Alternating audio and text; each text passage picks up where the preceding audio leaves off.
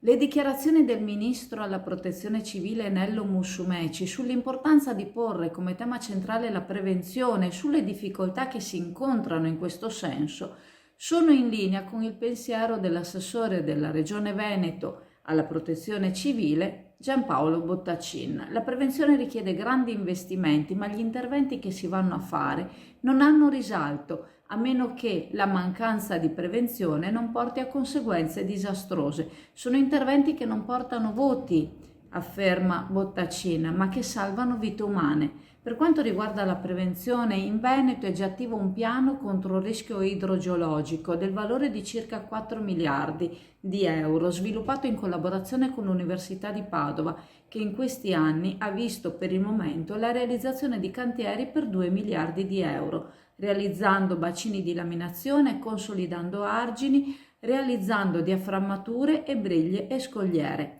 Per essere più tempestivi servirebbe da parte del governo centrale una semplificazione della normativa.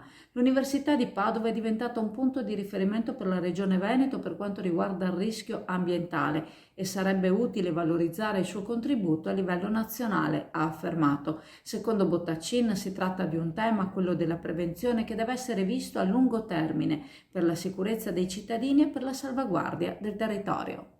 E siamo nello studio del Servizio Nord-Est 2.0 e vorremmo sapere di che cosa vi occupate. Ci siamo fortemente focalizzati sui bonus edilizi, in particolare sul superbonus, quindi interventi prevalentemente condominiali di efficientamento energetico.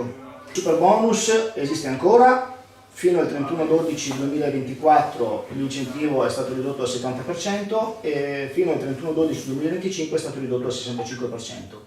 Per maggiori informazioni su superbonus e agevolazioni fiscali per le ristrutturazioni edilizie, Servizi Nord-Est 2.0, via Bembo, Sottomarina di Chioggia, Venezia.